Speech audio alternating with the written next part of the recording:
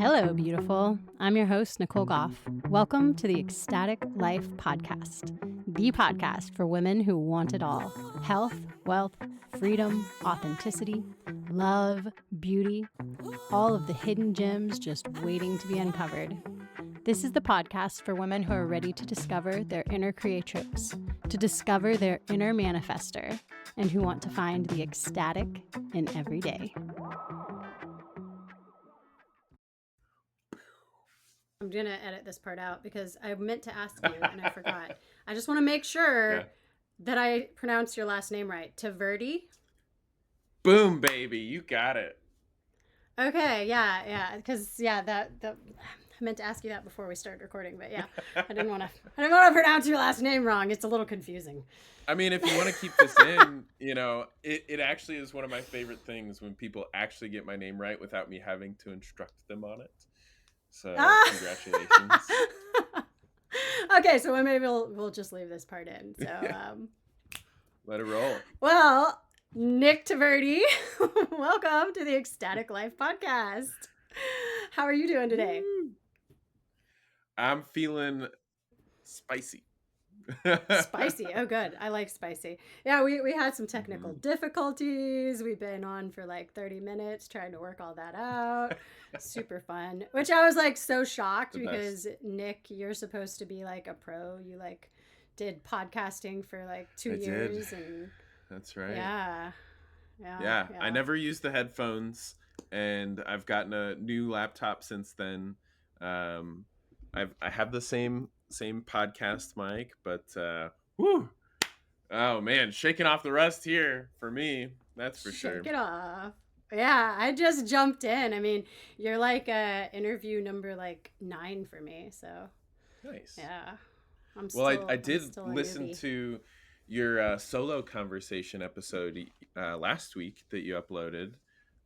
So that was like Feminine Reclamation or something like that was the title. I was like, if I'm going to be a podcast guest, I might as well listen to at least one episode, even though I gave you some flack that your podcast is meant for women only. And I'm like over here, like, come on, Ecstatic Life is for everybody, right? So it's true. It's true. I don't know. I'm rethinking that, especially if I'm going to have like male guests on, like maybe I should be more inclusive. So, but then again, like mostly like what I speak to is like, like middle-aged mom shit. So, yeah. I mean, I can't speak for every man, but I myself have dealt with a middle-aged mom at one point in my life. So having more empathy for my own mom was, a driving factor in listening to that episode. It was a great episode, by the way. Some pretty helpful stuff, not just for the middle-aged woman in their lives. I was like, oh, this is helpful for even a 31-year-old dude with no kids.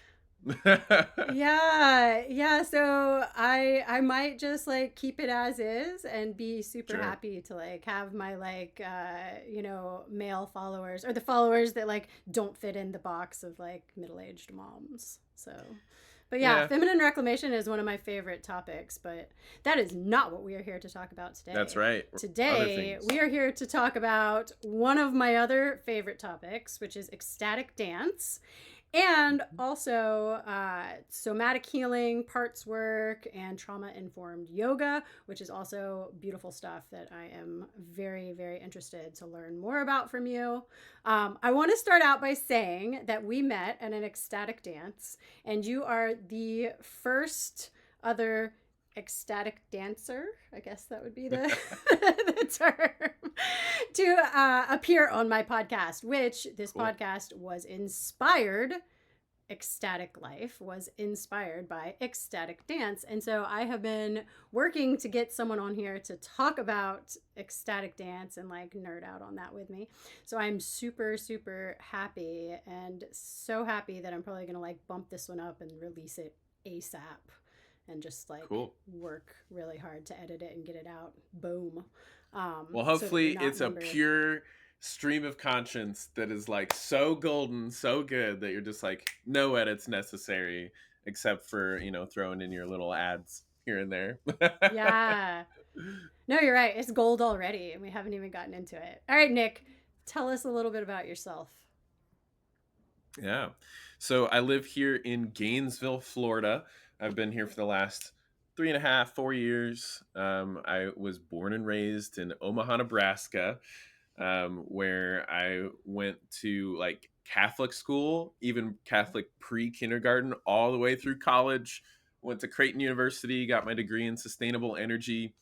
It's a huge passion of mine to think through not just the sustainability of our resources and those kinds of things, but also like our inner world, which is where a lot of the topics of today have led me in spending my time in my life.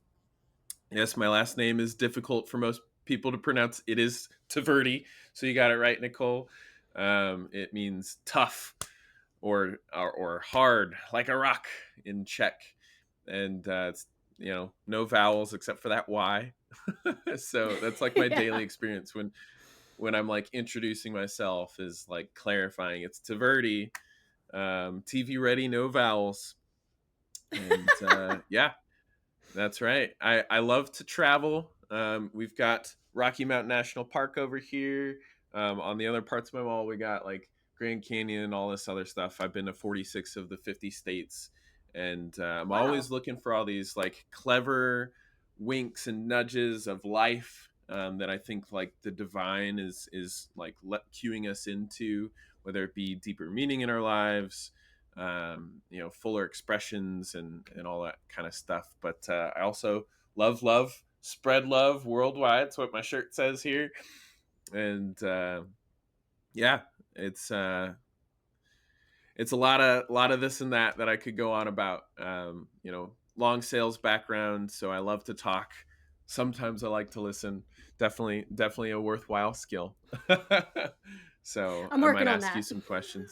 Yeah. I might ask you some questions. Yeah. So, No, that'd be but great. yeah, I'm Well, a yoga teacher currently, teaching twice a week and working on my trauma informed 500-hour certification so that I can like teach teachers and help lead people in more like specific to their life way versus like a group class. And do workshops with people to really introduce them to the tools that I've learned over the past couple of years that have transformed my life, helped me cope with all the trauma of my past and any trauma that comes moving forward, and deal with things healthily rather than just kind of like being overwhelmed and defaulting to oftentimes in my past drugs and pornography and alcohol and all these things. So been yeah. sober for a while now, and it's not because I tried to be, it's because I want to be, and it's pretty cool. So we'll get into all that stuff. There's my little preamble, a little long, but there you go. Well, you missed on one important aspect that I would like to touch on, Okay. your Yes. podcast. So Sure. tell us about that. Yeah. So my friend Andres and we did a summer sales internship where we sold educational books door to door. It's with a company, Southwestern Advantage. They're the oldest internship in America. And so there's like 300,000 alumni of this crazy door to door internship, and half of them are dead. Like 150,000 living alumni interspersed throughout the US, in fact, internationally. Um, they have some pretty interesting stories to tell. And so Yeah. when we're college kids learning about how to sell things, I went to school in Nebraska. I sold books every summer in college for 4 summers in New England. So it's kind of like an exchange where they send kids all across the country. Kids from Florida, where I'm at now, they go to like Wisconsin or West Virginia. Um, and so like the antics of like just doing that is like chock full of crazy stories, big success stories, but also like, oh my gosh, hilarious. Like, what the hell are you coming across in rural America? I could tell a story or two from my own experience, but Andres and I decided to create a podcast called Ponytails because when you're selling books, you're wading through a lot of manure, a lot of rejection. And so with all this manure, there's got to be a pony somewhere. Those are the people who are like excited that you stop by, sign up right away. So like that was our whole like ponytails as in pony stories rather than like the hairstyle. um, so I did that for about 70 plus episodes with Andres, before, just deciding to part ways. I was more focused in my like solar career, which I'm still in right now, and why I live in Gainesville. But Andres is like at about episode 300 right now. So if you want to check out Wow. stories from former cult members, it is uncensored and we tell all, because Wow. yes, there's drama. There's like the things that you're not allowed to say while you're in the job in the cult. It's a It success cult, is. so it's weird. Yeah, it is. I had a stint over a summer where That's right. I traveled. Yeah, I told you that You at told me the about it. ecstatic dance where we met, and yeah, it was definitely cultish. It was there was some fun, but there was some weirdness, and I was not with them Hmm. long, It is not for and I parted everybody. ways. Yeah. Yeah. Yeah, I could go on that podcast and tell a story or two. Perhaps. Yeah. Yeah. Yeah. Anyway. So yeah. Yeah. Turning around and switching directions. Our other connection, ecstatic dance. So Yeah. I would love to hear, how did you find ecstatic dance and how did you get into it? Because I know for me, okay, I'll go ahead and tell the story because I don't Yeah. think I've told it Please. on the podcast. Yeah. So for me, I a couple of years ago, I was like completely fed up with my life. I hated my husband and I hated everything and I hated my house and I just was ready to like burn everything down and yeah. I was miserable and like so over it because I was murdering myself and I was just like giving and not doing anything for myself and I got some coaching and I started listening to some podcasts that really inspired me and empowered me to start taking care of myself. And I started trying to follow my passions. And I'm like, okay, well, what is it that I want to do? What is it that I'm passionate about? And for some reason, ecstatic dance just popped into my head. I'd never done it before. I'd never looked into it, but it just like beamed down into my head. Ecstatic dance. I know I'd heard of it before, but like it wasn't something that was like on my radar in any way. And so I was like, oh, that's weird. Okay, I need to listen to that. You know, that was that little bing that I got, a little ping. And so 1 week later, exactly 1 week later, you know, I am at Erica Miller's at a birthday Yeah. party, a kid's birthday party, not an ecstatic dance. Had no idea that that was a thing going on there. And she starts saying, yeah, next Saturday we're having an ecstatic dance. And I heard the word and I was like, wait, huh? Literally 1 week ago, I got a message from God saying I needed to do this. And now, here 1 week later, you're saying you're having one at this house that I'm at right now, in the dance barn. I was in the dance barn at the party. And Yeah. so I was like, well, obviously that's a sign. And so I came to the first one and I had said during the circle afterwards, like, I feel like I have come home. It was this coming home to myself, like in stepping into that energy of the dance, that container. I just felt so at home in my skin again, like so alive in my skin again. And so that was part of this feminine reclamation. That was part of this reclamation of my selfhood. That, you know, after 5 kids and being with my partner for 13 years and, you know, running multiple, co-ops, not for profits, giving to my community, just all this giving of myself without like, you know, feeding myself what I really was passionate about and what I really needed. So ecstatic dance was just this huge part of that awakening of my eros, of my passion, of my vitality. And so I had already had a plan to start a blog and a podcast. And I was going to name it Holistic Life. So I I had already gotten like branding set up and everything, and I was at an ecstatic dance, and I got a message, I got a download. You will not be successful as holistic. Like, holistic's played out. That's too vanilla. You need to be ecstatic about life. If you want to be successful, be ecstatic about life. And so I was like, Mm. okay, I'm listening. And I went back the next day and I changed all the branding. I changed right before I launched, everything. For my coaching business, for the blog, everything, I changed it. I'm like, all right, we're ecstatic life. So yeah, so that's Heck the yeah. that's the story there. Yeah. Yeah. Well, your question to me was how did I find it, right? And Yeah. that's so funny. I um just for that same ecstatic dance where you and I met, I hadn't been to an ecstatic dance in like since 2019, so 6 years. And yeah, my friend Chelsea that I met at a friend's house party was like, "Hey, I'm thinking about going to this ecstatic dance on Sunday, whatever day it was." And I was like, "Oh, that sounds awesome. I'd love to go with you." And then she like got sick, couldn't go, and I was like, "Screw it. I'm going anyway. I don't care if I know anybody there." And I knew a couple people, which was pretty, you know, reaffirming of like, "Yeah, I'm in the right place. This is where community is like just raw, you know?"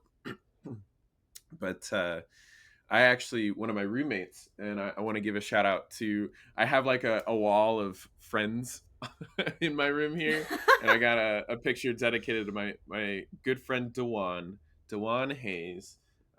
This man is like very expressive. He's gay. He's from a part of Omaha that's like super disenfranchised, and he's just like, screw it, we're gonna live life Mm, and love it. hell And yeah. so he's the one who taught me before I ever did any ecstatic dance, the value of dancing and movement, and like the value of the container that we're gifted with here on this earth. um, and so when I did an ecstatic dance in like North Carolina, it was way different, not way different, but very different from the one that you and I experienced. It was like in a place that's similar to a church setup, like just a church repurposed. And it was just a bunch of everyone's laying on the floor. And this is for anyone who doesn't know what ecstatic dance is, this is kind of how it generally is structured.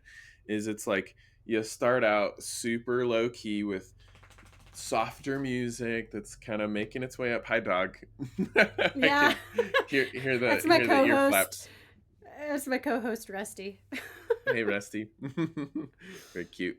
So you start out typically on the floor, right? And then you just kind of like make your way up to like more and more intense music, and some of it's lyrical, some of it's not. And so when I went to North Carolina, it was just like ultra granola in the middle of, I want to say it was like Durham or Chapel Hill, North Mm. Carolina.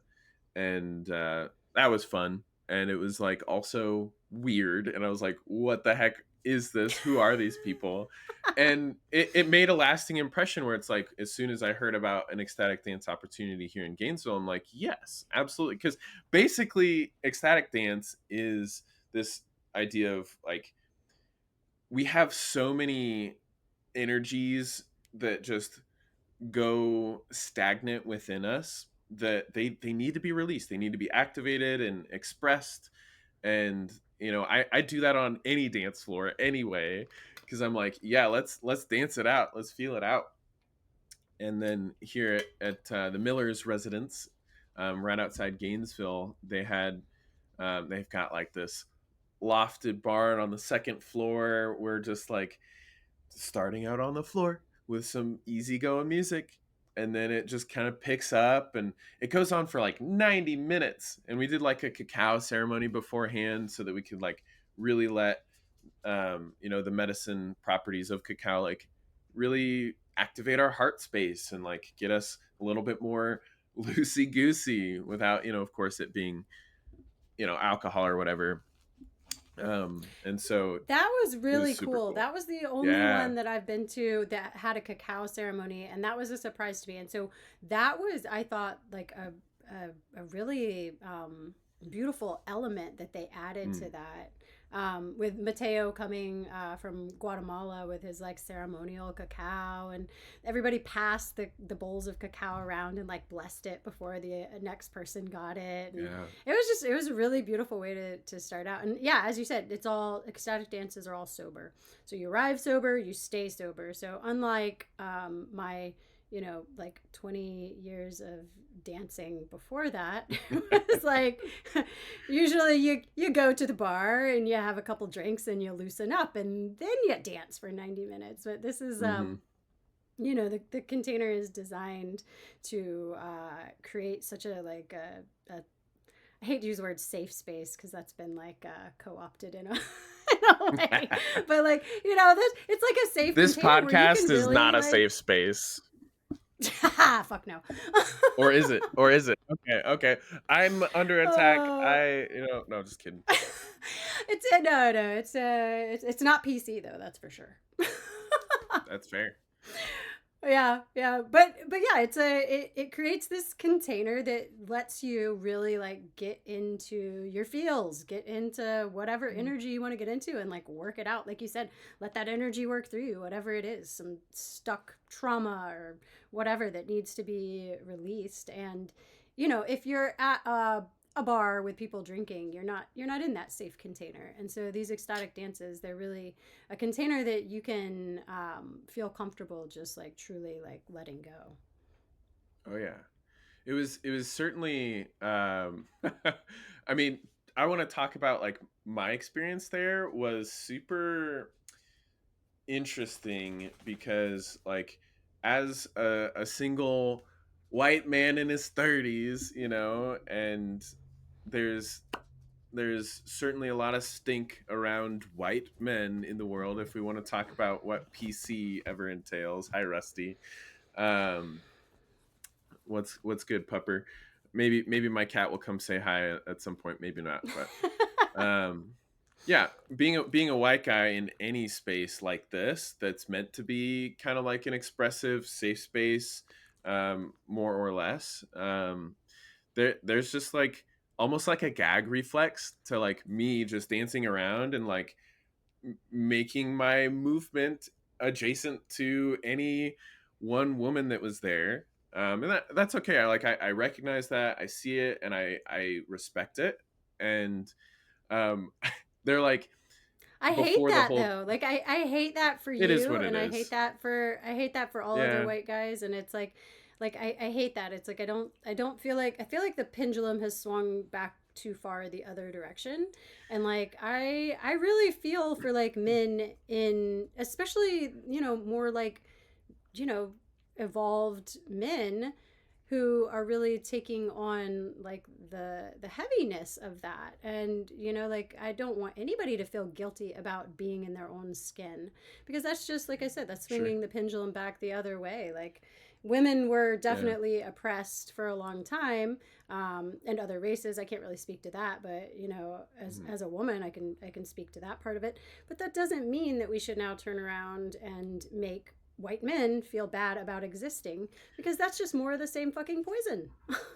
No, I while I agree with that, I like you use the word like evolved men, and sure, maybe I am a little bit of that. Who knows? Like I try to work on myself, but when I see that, like I like it is something that I notice. Like by all means, I don't just be like, ah, nothing's wrong or whatever. Like I'm just like, namaste, friends. Like it is what it is. If I'm gonna be evolved about it, I'm not gonna be perturbed about it, right? I'm just gonna be like, Yeah, true. okay, let me just like signal that like, hey, I see where you're at, and also I'm gonna keep doing my thing, and that is kind of the whole point of the ecstatic dance.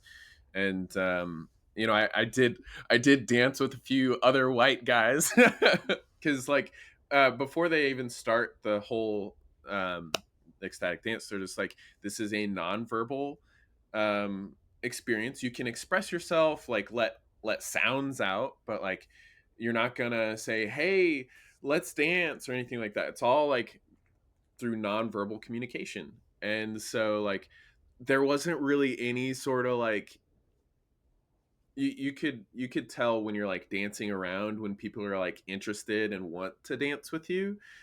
For me, and maybe it's just the energy that I was giving off and what I therefore attracted, I only got that from other guys.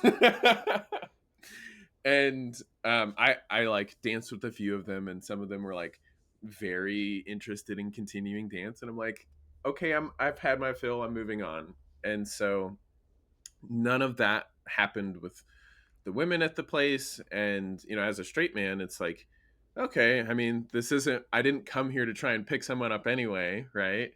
But what was really cool was like after all of that, because it's just weird, people dancing, expressing themselves, contorting their bodies in all these ways. It's certainly worth experiencing.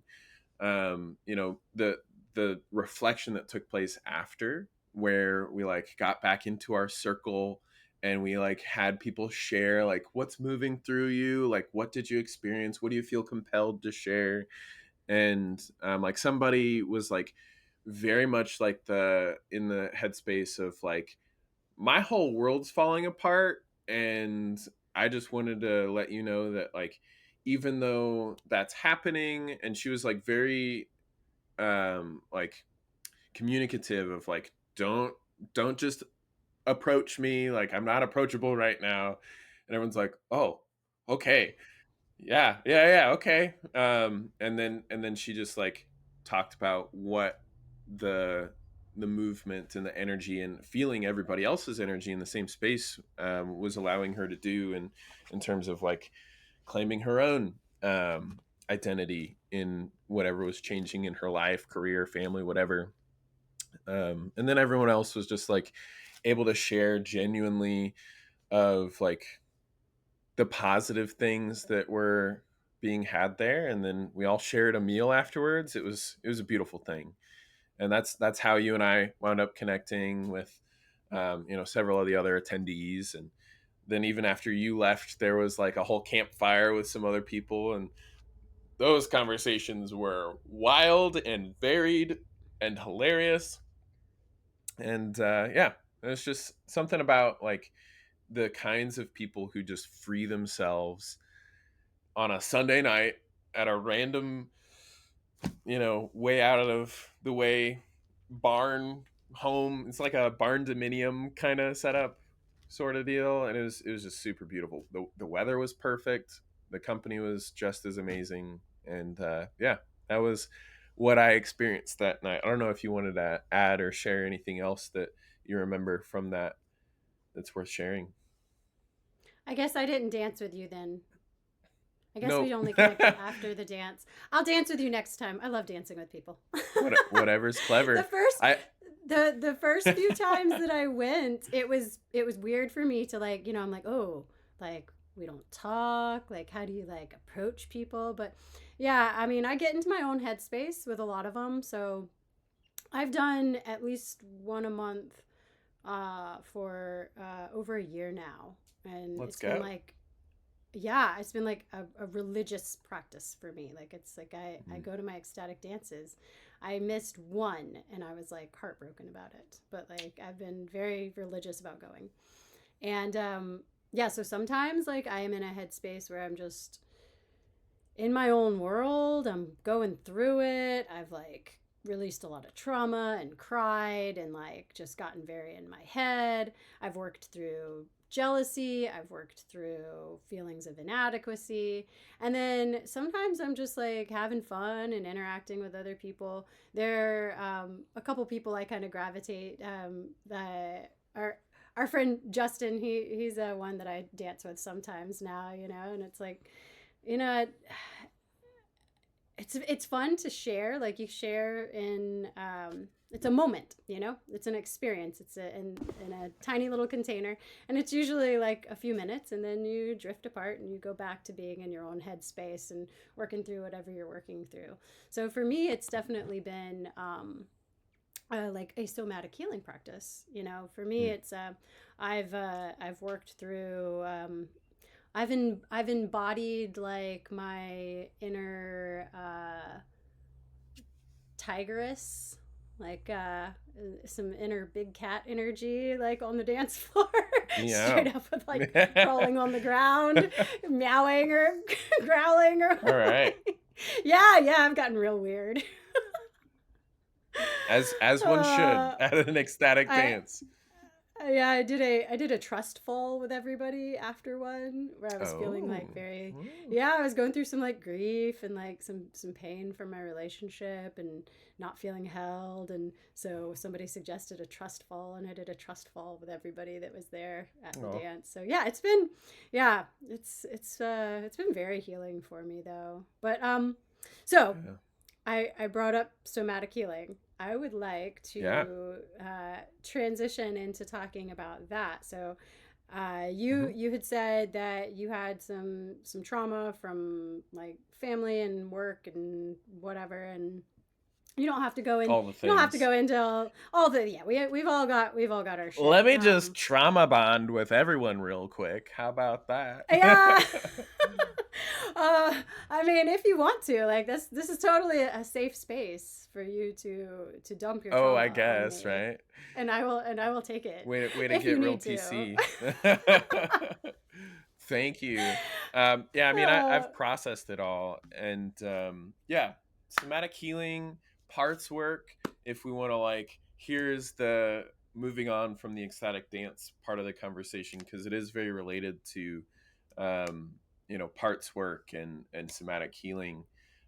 You said some really good stuff in your feminine reclamation episode regarding like how to actually feel your feelings instead of let them go unheard or suppressed, because that's ultimately what like leads to all these issues. And um,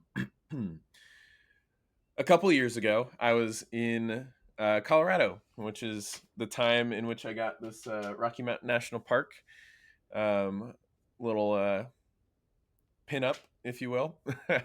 And while I was there, I was just like getting high every day. And I lived there through the pandemic.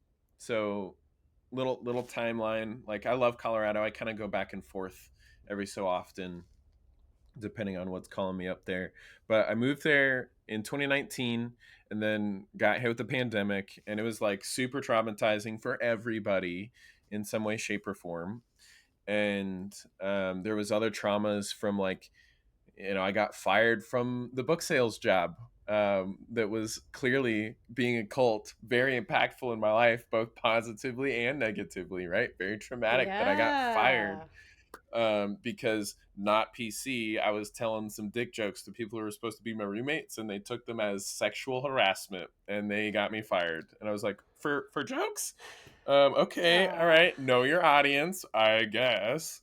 So that was like one of the most traumatic years of my life when that happened, because then I moved to San Diego and tried to work with my friend Jordan selling solar over there, and then that just turned way south. And I spent like 5 weeks out there just burning money and like feeling like a failure. And then I went back to Nebraska where I was living at the time. And so like this timeline, 2017, got fired from the book sales job for dick jokes.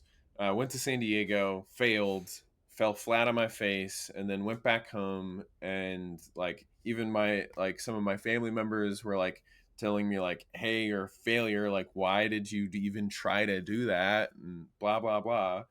And then I had like what was supposed to be my last semester of college, and um, during that like fall break, that fall semester, three of my friends died in a car accident, and then like shortly thereafter, at the end of the semester, my grandma died, and it was just like one thing after the other that year. And then I like wound up going to Peru and Colombia. It was an amazing trip, but I had found out as I touched down in Peru that I failed one class and wasn't going to graduate. So what was supposed to be a graduation gift to myself was just like torture abroad. And it was also like a humbling perspective bringer, going to like a third world country, blah blah blah. What this wound up like causing for me was just like a massive numbness of like, no matter what I do, how hard I try, how earnestly like caring I am, it all just turns to shit, you know? And there was just all these things that reinforced this belief and caused me to like, instead of trying really hard, like I always was like, okay, I'm gonna try as hard as I possibly can. I was just like, man, if I just try really hard, then life sucks. So how about I just figure out how to skate by? And I eventually graduated, taking one last class, and moved in with some awesome roommates that were helpful in me like restarting kind of my life a little bit. But eventually then my alcohol addicted brother moved in with me, and we just like were at each other's throats, and like I had to call the police on him because he was like threatening my life kind of stuff. So it's just like Oh, all these geez. like weird things. And he's sober now. In fact, his sobriety inspired my own. But like, and I talk with him all the time. We're like almost besties now, which is a, like a sign, a look into how things have healed and changed.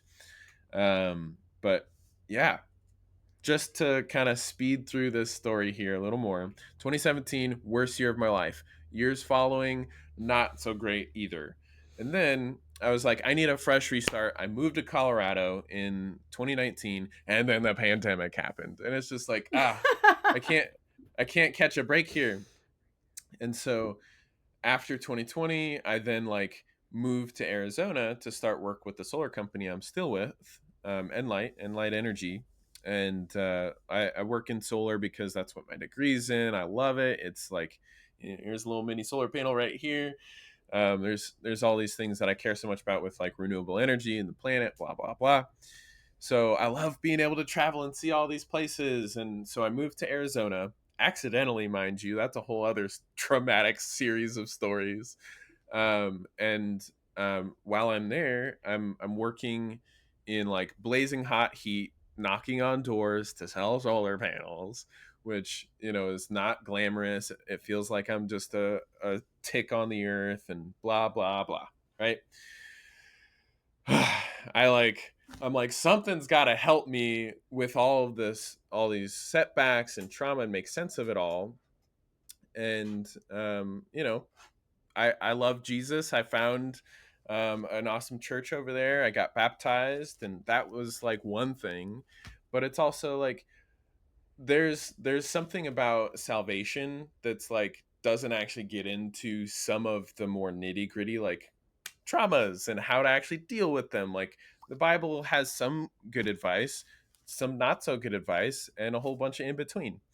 I think it tends to trend towards like worthwhile to listen to advice. However, there is a disconnect.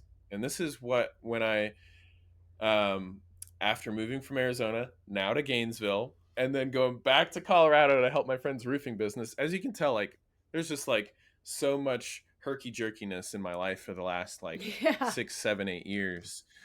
And so it was a lot of overwhelm. My nervous system was out of whack constantly. I was like, to cope with that, constantly getting high, mostly drinking, watching porn, all these coping mechanisms that I could just like stay sane through, and then maybe kind of still go do my job. Um, when I was in Colorado again for the round two, I was like, there's got to be something else I can do. Like praying to Jesus is nice, and I'm still struggling with all these things. Like stuff wasn't clicking or like molding together in a way that really felt genuine. And I came across on Instagram this account called Heal with Brit. Brit Piper is a trauma informed life coach. Maybe you've heard of her. I began working with her and her then partner in business, Meg Schnetzer. I learned all about the wiring of the nervous system and how trauma is stored in the body. All these things that are like becoming more mainstream concepts that people generally like, yeah, I know that. What do I do about it? And so that's what somatic healing is noticing all of what's like in your wiring from whether it's traumatic events like what I experienced that were like one distinct thing after the other, or if it's like you're in a dynamic with friends, family, or in a relationship that's like maybe not one distinct thing after the other, or just like a long term series of things that like make you feel some form of fight, flight, freeze, or fawn, some traumatic response where your nervous system is like over, it's like reaching past your prefrontal cortex and like your ability to consciously choose behavior, and just causing you to act some level of impulsively, usually emotionally, in a way that is just like a survival tactic. And so for me, when I met up with Britt and went through her 3 month long, it was like a group informational, like let's learn all the details of the stuff. I then did one-on-one coaching with Meg, and shout out Meg Schnetzer. Like I had done many counseling and therapy appointments, especially when I was in college when my world was falling apart. You know what would make my life so much more ecstatic? If you would like, subscribe, share, comment, review, or rate this podcast on YouTube, Spotify, and Apple Podcasts. It would really mean the world to me, and it helps the algorithm know that this show is important and it needs to get out to other women who are also trying to make their lives ecstatic too. And if you want to support me further, I have a Patreon, patreon.com/Nicole Goff Speaks, where I have a $5 a month membership, and you get access to special recordings that are too hot for the mainstream channels. Thank you so much for your support, and I hope you're enjoying this episode of the Ecstatic Life Podcast. Take 2. And scene. All right. Little hiccup, no more headphones. I was just talking about doing one-on-one coaching with Meg Schnetzer. So I'd done a lot of counseling and therapy before that like tried to get at the root at, the things that were driving me to, I use like drug and alcohol and porn and those like distinct behaviors, those concrete behaviors as examples of things that I was working on. But like overall, it was things like anxiety and depression and just like this overall malaise, like this feeling that like even if I'm saved by Jesus, like everything sucks and I don't know why. And um working with Meg, the whole approach of in her case, she's like worked since I've worked with her to become like the official therapy designation and, academically trained so that she can say that she's a therapist rather than simply at the time when I worked with her, a trauma informed life coach. But while I was working with her, I was like, okay, this is a different take, a different qualitative approach to working with the nervous system. And I'd never worked with the nervous system, quote unquote, in all of my other modalities. It was more just like, okay, let's just talk about your problems. And, we've come to call such therapy talk therapy, right? Maybe you've heard it described as such. Yeah, And I talk about that regularly. And talk therapy has its limitations because you're using your prefrontal cortex and it's not getting, like you said, at those nervous system issues. It's not getting on the trauma level, on the body level, because, like you said before, those traumas are stored in our bodies. And when we're just working with our prefrontal cortex and we're just trying to talk things out, you end up a lot of times going in circles and spinning your wheel. And so originally I was headed into a PhD program and wanted to be a psychologist. So I actually found that in healing my own trauma, I ran into the same thing. And what you get is perma patients, these permanent patients that come in every week, like clockwork for the rest of their lives. And then you get to, your $150 or whatever every week for the rest of their lives. And you never actually get to the root of the problem. And so that was why I switched into coaching, because, I'd like to get to the root of the problem for people, and not just keep talking about the same thing over and over and over again. Amen. And that right there is like, um, you're talking about the actual setup of the industry. Everything medical industry wise in America, especially, it's like, how do some of it's like a conscious decision by some of the practitioners.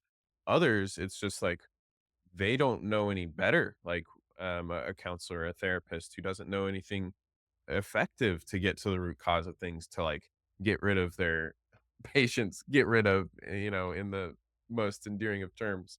Graduate. Um, yeah, to graduate their clients. And so, working with Meg, it was just like, okay, let's do this one-on-one thing. I know how the nervous system works, and I was able to like at least start to understand why I was so fucked up, if you will. Not because I wasn't sober, but because there was like, a whole litany of triggers and, coping mechanisms and just overall emotional states that were like pulling me down, man. And so, um, she recommended, in the group setting when we did the 3-month group training, that we all listen to or read No Bad Parts. If there's one resource that I have recommended more than any resource, even more than the Bible, which, sure, yes, still a good book, the Bible is, but No Bad Parts. It's a book by Dr. Richard Schwartz, who was a family therapist for like the 80s, maybe early 90s. And then he transitioned into just one on one psychiatry. And as he was like talking with those patients, he had the habit of asking questions of like, where does this belief come from? Where does, like, okay, you're struggling with weed, was my big thing. Like, okay, you say you don't want it to be something that you struggle with, and you know that it's not good for you, but like, you're saying, like, a lot of his psychiatry clients would say, like, I know I shouldn't do it, but there's just part of me that really like wants to. And so I do it anyway. And so he would ask, okay, let's talk to that part of you. Let's actually have a conversation. And so over time, with enough psychiatry clients, he realized that there's this pattern of like many different parts in every single person that he would work with that would just override the prefrontal cortex and cause us to do whatever impulsive behavior, um, that was also like destructive and setting us back. And so over time, he developed internal family systems, also known as parts work, where as a family psychiatrist, he realized that like the dynamics of mom, dad, kids, extended family, and like just the generational traumas that would get passed on are like individual voices and like a whole cast of emotional characters within each and every one of us. And so a lot of people know about Inside Out. That's a classic Disney movie, from about a decade ago, that like personifies anger, disgust, depression or sadness, loneliness, and all these different emotions. In fact, more than just what's in that movie, more than just what's on like the emotion wheel that I see thrown around. There's countless emotional belief systems that are within our nervous system that when we, get triggered by something in our environment, in our relationships, and whatever dynamic that we might be experiencing, if it gets triggered, it like it happens in such a way that it you can't even think consciously about it. It's gonna creep up and cause some sort of an impact in how your body is experiencing things, like when you're like experiencing heat up your back, like that's your sympathetic nervous system. That's, what's in your spine. That's usually tied to fight or flight emotions. Um, when like you get like that anxiety in your gut and you're like feeling like you're hunching in on yourself and like you're shutting down. That's part of our ventral vagal system, or is that dorsal? It's dorsal vagal system, which is our like our shutdown, our freeze trauma response.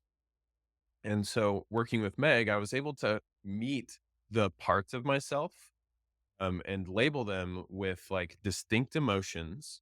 And like the big ones for me that I really had trouble working with was lust, was pride, was anger and depression. And so like being able to, and then also numbness, which was like the reason why I was getting high all the time. And when I met each one of these casts of emotional characters, essentially what internal family systems and working with Meg allowed me to like understand and do was pull each one of them aside and have a conversation. It feels weird. You feel like you got split personality disorder, but this is parts work. And this is what actually allows you to get to the root of like, hey, numbness, you're what's getting me high all the time. Let's talk, you know? And so working with Meg, she was the one kind of asking the questions, kind of leading me to have these conversations. So thankful because I was able to recount that like the first thing that led me down that road of just getting high all the time was my parents' divorce. And being able to recount the story of how that came about and how I was 16 and I didn't really process any of it, I was able to just kind of tell Meg all the details of it. And she was like, "What else? Like, you know, let's get the emotions to like feel that experience again, and let's parent it. Let's gently, like, consciously parent that emotion within you, so that you can legitimize it." Because at the time, I found out my parents were getting divorced, and I was staying the night at my friend Sebastian's house, and he was being a shitty friend. We were sleeping in his basement. He wouldn't let me sleep on the couch. He wouldn't let me go get a blanket and pillows from upstairs because he didn't want to wake his parents up. So I was just like frozen. Got a phone call from my mom that night saying, "I can't take this anymore. I'm going over to Aunt Janet's house. I'm divorcing your dad." And I'm just laying on the floor, and it was like January of, gosh, that was like 2010. And so it was like cold. It was just like uncomfortable. I was sleeping on the floor of my friend's basement. And I just like my coping mechanism with that in the moment was to just numb and be like, okay, whatever, checked out, right? That's very hallmark of the like the freeze reaction. And so when I found weed later on, it was like, oh, this is like whenever I feel overwhelmed or trauma, like, or triggered or whatever, I can go back to this coping mechanism that kept me safe when my parents got a divorce. And so telling that, To just touch on that, I want to highlight that real quick. The body is so intelligent. So that was in that moment as a kid who is, experiencing this traumatic event that was just like laid on you so casually too. Like your mom's calling you and telling you when you're at a sleepover, yeah, a little like, casual. maybe not the best time, but yeah, like that, it is so intelligent of your body to have that reaction. And so these things, once we start, getting into this somatic work, into this parts work, these things, once we identify them, it's not to shame and blame and demonize. It's to actually, like you said, to self-parent them. And a lot of these things, they are pre-verbal. So a lot of the traumas that we're carrying around from childhood, yeah, a lot of them, it's pre-verbal. It's, you were 16 in that sense, that was different. But a lot of us, for when we're 5 or something, we don't have the words for these things at the time. And so our body, in its infinite wisdom, finds a way to, to shut that off, to protect us, to protect our psyches from that trauma, from that damage. So I just wanted to highlight that it's really an important distinction, I think, because so much of our culture is so much about shaming and blaming and demonizing. Mm-hmm. Yeah, and that's one of the things that I think I've I'm not Christian, but I've got a lot of respect for Christianity and the Bible, and I've spent a lot of time studying it.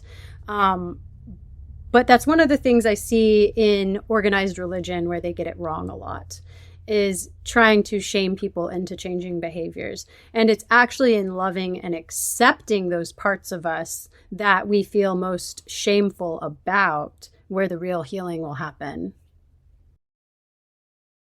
Spot on. And this is kind of where my like experience in working with has led me. So, yeah, you're so right. The body is very intelligent, and what I like, I've had so many conversations with people who like think that, oh no, it's like the mind is what's like way more intelligent. So we need to let the mind tell the body what to do, how to feel, or whatever.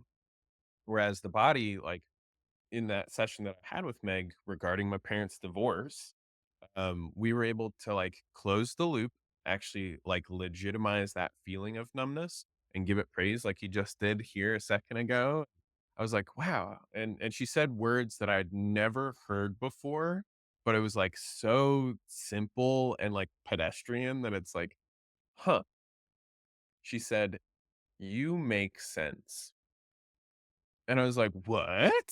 Like this thing that I'm struggling with that's like causing me to be such a shithead in all these different ways, like, this makes sense? And she's like, "Yeah, like, of course you would have that reaction, right? Because the body, my experience and what my body did for myself was very sensible. It was a protection measure.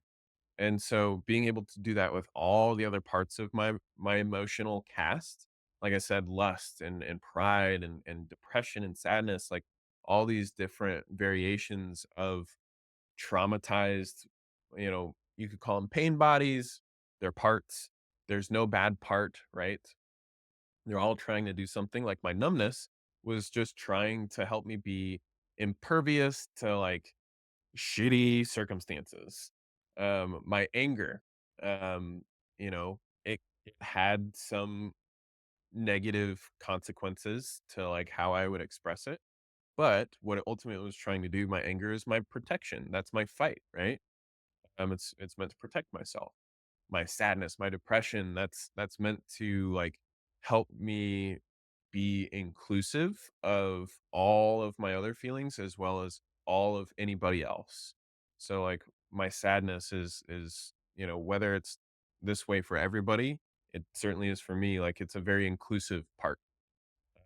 My lust, like porn is such a huge distraction and like a huge rabbit hole for so many, not just straight white men, but like so many people in the world today. We all have access to the internet. We're all getting thrown sexy people in front of our face because sex sells all the time. And it's something that for me, like I learned over time in spending time with that part of myself, is that yes, my lust has needs, but usually it's tied to intimacy. It's tied to like, how can I have a genuine connection that is, whether it's to my own self and my own like intimate well-being, whether it's to my God or the God, divine source, like that's another intimate relationship that can kind of scratch those needs. But it's also just like, how can I listen, right? As a salesperson, right? Being able to listen and share intimate connection with another that isn't necessarily intimate in the way of romance and physical contact, but it's just like when I would journal to myself and to each one of my parts, I would check in and say, hey, what do you need today?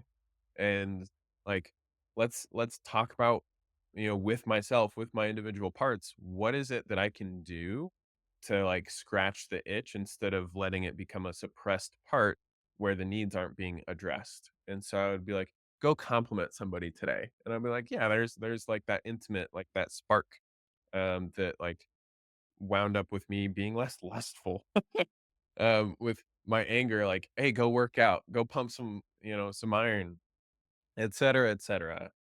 Um, so that's what that work has allowed me to like heal within myself.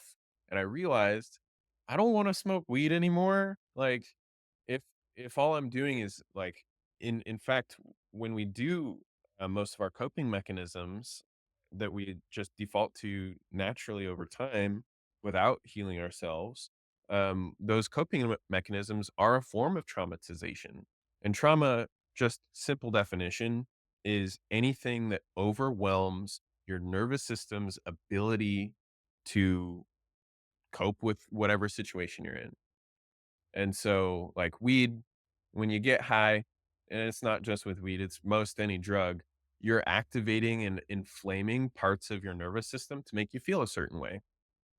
And that's why it feels a certain way. And it can feel good, especially if that part of your nervous system that's getting inflamed is tied to the emotions that you're seeking, right? Like my numbness is like I feel it across my chest and back, and when that's activated, I'm just like I feel high as heck, whatever.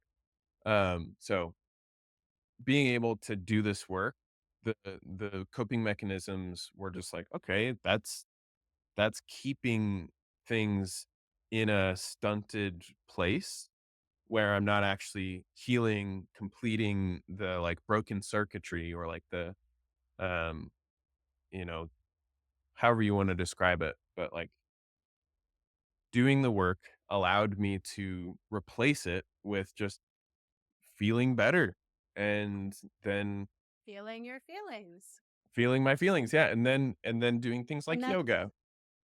and that's part of it, the circuit, the loop that you're talking about. So feelings are supposed to have an arc. Feelings are supposed to have a completion, and yet we're not taught that. As kids, most of us are told to be quiet and to calm down and to stop and given a coping mechanism. I mean, how many times do you see kids, anywhere in public handed a phone or an iPad or something like that? It's like, oh, you're too much. Here, take this thing and calm down. So, of course, as adults, we're like, oh, like, I'm stressed out. I'm going to drink a glass of wine or smoke a joint. Like, because we're not taught how to complete those feelings. And so that's a big part of it. And once you learn how to, you don't need those coping mechanisms as much anymore because, that definitely was the same thing for me. Not so much with weed, but wine, like I'm too upset. I'm too nervous. I'm too wound up tight.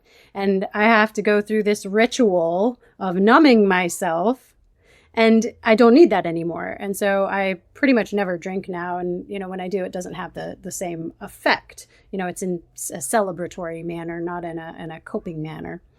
So yeah, so once you can identify it and you can learn how to go through that process, it eliminates the need. And it really does, like, this is the Ecstatic Life podcast. It really does help you live a more ecstatic life, a fuller life, because it's so much more enjoyable to be living your life than to be coping and checking out. That's it. And that's why I love being in these kinds of conversational spaces where it's like, yeah, you bring it. How can we live more ecstatically with more joy, right? Ecstatic comes from a Greek word. I don't know if you are much into etymology. Do you know where ecstatic comes from as a word? I actually just had a recording with someone else where they got into this, but I want to hear your version of it too. Yeah, so I'm gonna get some help here. It's from a Greek word, ekstatikos, which means um it says right here online, unstable, inclined to depart from. So essentially, um, I see it in the interpretation that it's like kind of lends itself towards is being outside of yourself. And so ecstatic, right, is tends to be linked with joy and other emotions that are less concerned with like the minutia of like the distracting parts that can overwhelm us, overtake our like ability to be present and to enjoy things. Um, so there's a lot to be said about that. And these conversations, particularly with trauma informed parts work, somatic healing, those are the things like they're just biasing us towards presence, which is in a way like stripping yourself of your ego. And people love to throw the word ego around, and label things like our anger, sadness, depression, pride, lust, whatever. Like that's our ego, right? Really, our quote unquote ego is like our collection, our cast of parts that all deserve their own individualized attention. And so this is like you talked about religions and spiritualities that kind of like look past our emotions and they say, oh, we should get rid of those, like they're not important, they're not helpful. Like in a way they aren't, in many ways they aren't, but they're like little kids and they need the attention so that they can be brought into the fold and integrated into our overall experience of joy and the higher vibrational emotions that ecstasy kind of get lumped into. So that's yeah.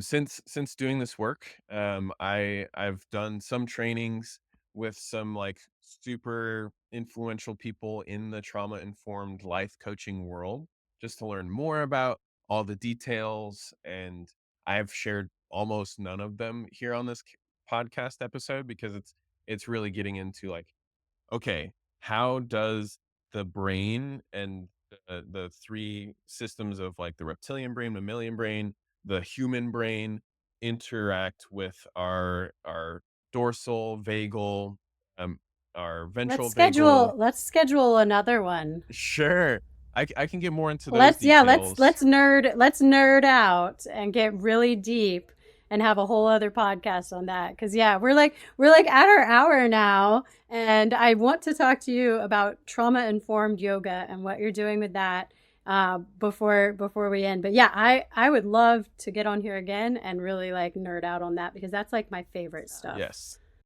yeah, getting into those details, whole other episode. It's a lot. Right now, just to kind of bring my trajectory in this set of conversations in this space to a wrap here. I'm right now in our like 10 of a 300-hour additional yoga teacher training, so that'll get me up to 500 total.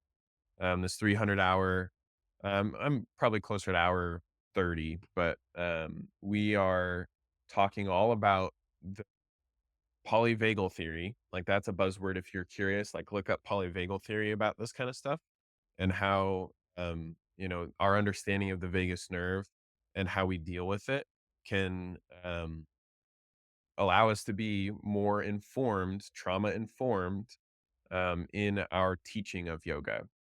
So trauma informed yoga, like there's trauma adjacent, there's trauma aware, there's trauma like hopeful, like there's all these different ways you can like know a little bit about trauma, but rather trauma informed is like knowing what causes trauma, knowing what can perpetuate it, and like what a traumatized person experiences in their daily life and in their body. And then there's like knowing as a trauma informed practitioner how to help somebody deal with that, how to cope with that, how to work through it. So that's what I'm actively learning in the yoga setting, how to like deal with trauma in a real way that causes lasting change and impact, that is biasing towards healing and health. Um, and so And can you do this in a group set? both.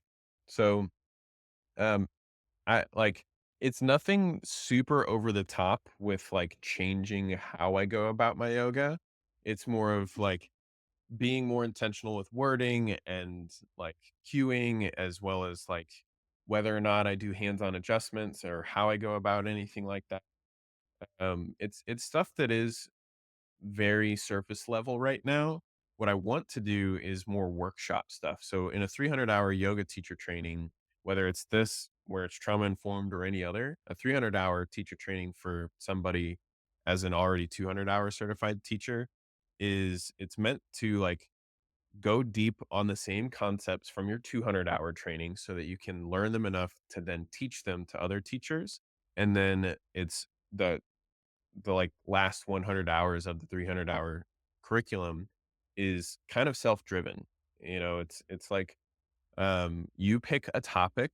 In this case, I pick a topic that's related to being trauma informed, and I go all deep into the research of it, the understanding of it, so that it can then be turned into a workshop where I can, certainly have the group setting of here's how we can work on parts work in the yoga setting. I don't know.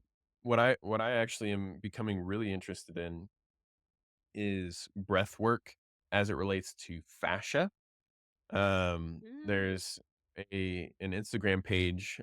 Shout out Brooke McPoyle. Like I've listened to a few of your podcasts. I've come across her Instagram page, Musical Breath Work, where that's all she talks about is breath work and fascia and how the fascia, if you don't know what that is, it's like the film of that's underneath our skin, but encapsulates all of our muscles, our tendons, and it's where we experience like our nervous system and how it like pokes out into our fascia.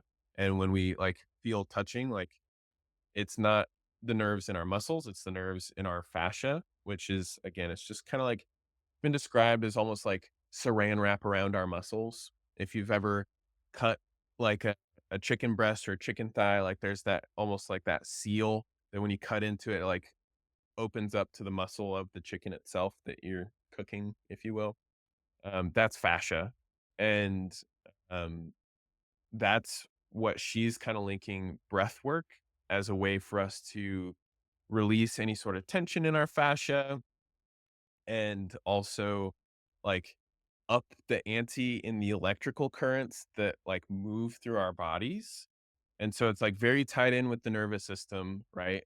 Because those electrical impulses that come from our brain to our nervous system and vice versa, like it all kind of ends into our fascia. And so I'm very interested to see what that all could look like in terms of research and a workshop where I can let people prime their healing and the activation of their nervous system through breathing and by addressing tension in their fascia and how that interplays with like parts work and all that other stuff. I don't know yet. That's like where I'm going with it. It's very fascinating. So maybe I'll be a bit longer into it, deeper into it when I do have our follow up episode. If you need a guinea pig, let me know, because that's two other things that I'm really into. I've been doing breath work for the I've been doing breath work for the last year, and also fascia massage. I took a course in it's upper body and face fascia massage techniques, and so I had never thought about combining the two. So that just like blew my mind. I'm gonna have to check her out and like, because yeah, that just totally blew my mind, because I do them sometimes. Like I get in the sauna and I do my massage while I do my breath work and my meditation, and I do it all at once to save time. So like I might have intuitively been onto this. Yeah, maybe you and I can both become of her like she calls them like the gamma seekers, where this combination of breath work and fascia work, she's noticing that it's lending people towards gamma brain waves, which are like very hard to get to. Most of our lives are spent, I think, in alpha brain waves. Beta. Theta, beta with a B. Yeah, I was thinking maybe I that's just the I'm people that learning. are not awake. They're living in the beta brainwave state of just kind of being hypnotized all the time. So I don't know. I think you're supposed to be an alpha. Theta is what you're describing. Theta brainwaves are Oh, like okay. sleep and hypnosis, as well as like kids before they turn the age to, before they turn 7, they spend most of their life in theta brainwave, which is why they're so creative and goofy and weird because they're like living in an active dream and, memories aren't as solid for them until after that point. But anyway, gamma is like this state of brain waves that is like super high, like frequency. It's rare to achieve that, or it's like really low frequency. I'm still learning.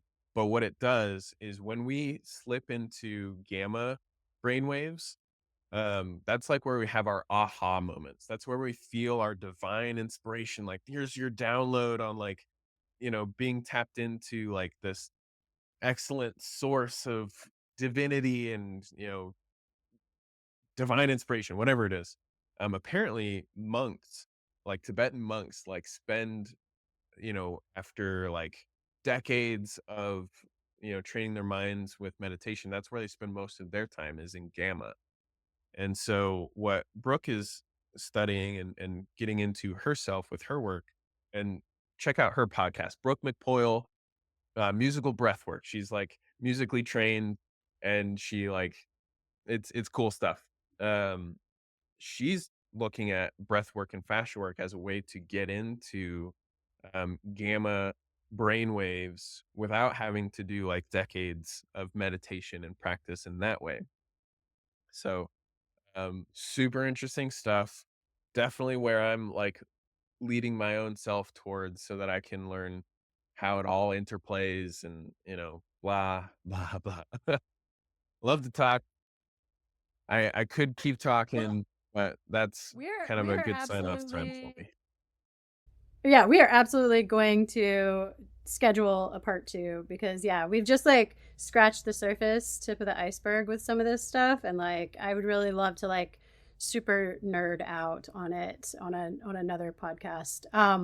Before we go, I would love it if you could let people know how to get in touch with you. Oh, I also wanted to say I'm gonna link the podcast you were just talking about, the book, and anything else. So if anybody was interested in finding out more about this stuff, check the show notes because I will leave links so people can learn more. But let us know how to get in touch with you, follow you, because I see some workshops or one-on-one coaching or whatever brewing here. So hopefully within the next year or two, you'll be taking people on. So Absolutely. Yeah. So if you want to reach out to me, my Instagram is NickyT398. NICKYT398. That's just my personal Instagram. I don't have like a yoga or coaching page or anything yet. You can put up my email if you will. Um, yeah. I most of my time right now is spent like talking with people with regards to solar for their house. So that's like my main professional gig right now. So if you just want to reach out, Instagram, you could look me up on Facebook. My name on this podcast episode is, it's Nick Tvrdy, TVRDY. I welcome any and all contact, LinkedIn, whatever you feel like. I'm just floating through space on a big wet rock, churning and burning it, thousands of miles per hour. I think it's pretty cool to chit chat, patty whack with other people about the craziness of it all. heck yeah. Well, this has been a super fun chit chat.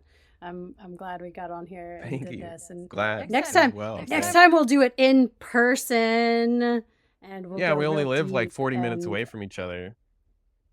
yeah. Next time we'll meet up in person and do it. And then we'll have the whole interaction too. So yes, so stay tuned, my Ecstatic Life listeners, for part two. And thank you so much, Nick, for coming on. I really appreciated this, and I can't wait to talk to you again. Just getting started. Thanks for having me. And I have a dad joke for everybody as the sign off here. So, why are chickens so funny? I have no idea. Close. All right, that's it. Signing off. But I'll see you at the next Ecstatic on the 22nd, right? All right. Oh yeah, didn't even know until just now. Thanks for letting me